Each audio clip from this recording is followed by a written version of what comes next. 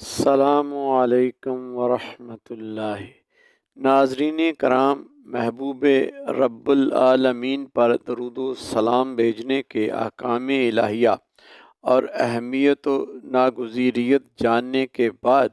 آئیے نبی مکرم پر درود و سلام بھیجنے کے لازوال ثمرات اور برکتوں سے آگاہی حاصل کرتے ہیں۔ عنوان گفتگو ہوگا درود و سلام کی برکتیں اور ثمرات۔ حضرت ابی بن کعب رضی اللہ عنہ سے ایک روایت مشکوٰۃ المصابیح میں منقول ہے کہ جب انہوں نے حضور صلی اللہ علیہ وسلم سے مشورہ فرمایا کہ آقا، دیگر عبادات سے بچنے والے وقت کا ایک تہائی میں درود و سلام میں صرف کرتا ہوں، تو کیا درود و سلام کے لیے اتنا وقت کافی ہے؟ نبی کریم رؤوف الرحیم صلی اللہ علیہ وسلم نے ارشاد فرمایا،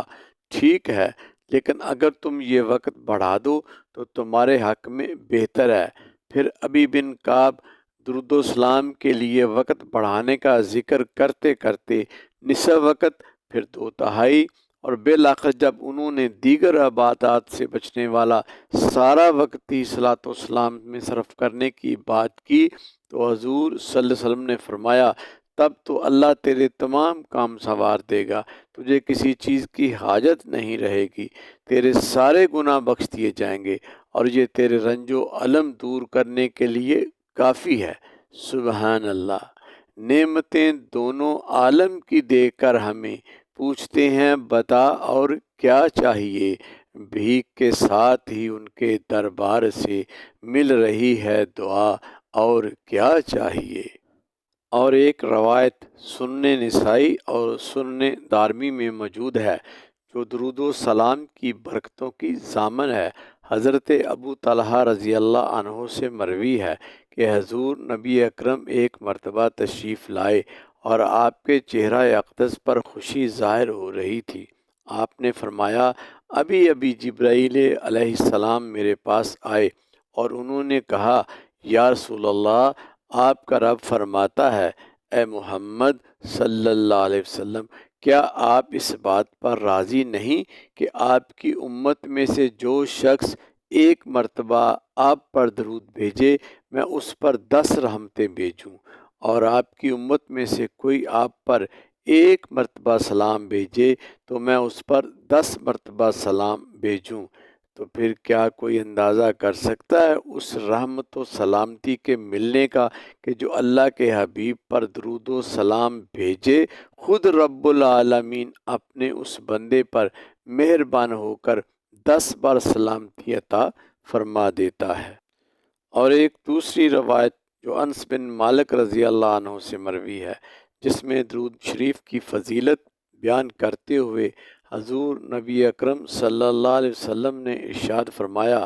جو شخص مجھ پر ایک مرتبہ درود بھیجتا ہے تو اللہ تعالیٰ اس پر 10 رحمتیں نازل فرماتا ہے، اس کے 10 گناہ معاف کیے جاتے ہیں اور اس کے لیے 10 درجات بلند کیے جاتے ہیں۔ مذکورہ بالا احادیث رسول سے معلوم ہوا کہ اللہ کے محبوب نبی رحمت پر درود و سلام کا پڑھنا خیر کثیر اور دنیا کی سب بلائیوں کے حصول کا ذریعہ اور آخرت میں نجات کا موجب ہے۔ اس لیے آئیے مل کر پڑھیں، ہم غریبوں کے آقا پہ بے حد درود، ہم فقیروں کی ثروت پہ لاکھوں سلام۔ نبی صادق سید المرسلین خاتم النبیین صلی اللہ علیہ وسلم نے ارشاد فرمایا، جو شخص مجھ پر جمعہ کے روز اور جمعہ کی رات درود پڑھے، اللہ اس کی 100 حاجتیں پوری کرتا ہے، 70 آخرت کی اور 30 دنیا کی۔ پھر اللہ تعالیٰ اس کے لیے ایک فرشتہ مقرر کر دیتا ہے جو اس کی طرف سے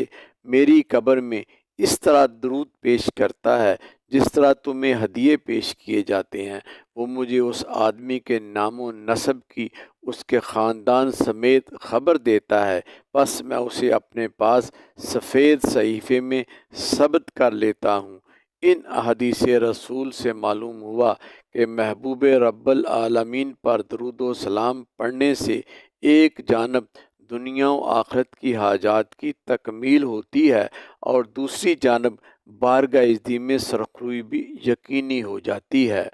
ناظرین، حضور صلی اللہ علیہ وسلم کا یہ فرمان عالی شان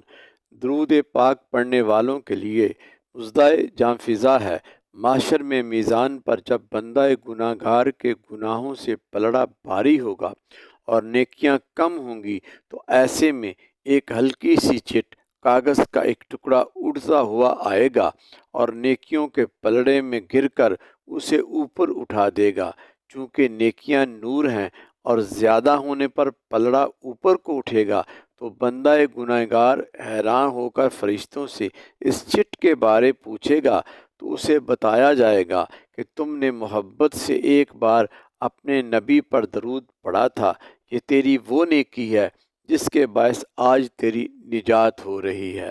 تو پھر آئیے امام احمد رضا کے الفاظ میں سب مل کر پڑھیں: شہر یار ارم، تاج دار حرم، نو بہار شفاعت پہ لاکھوں سلام،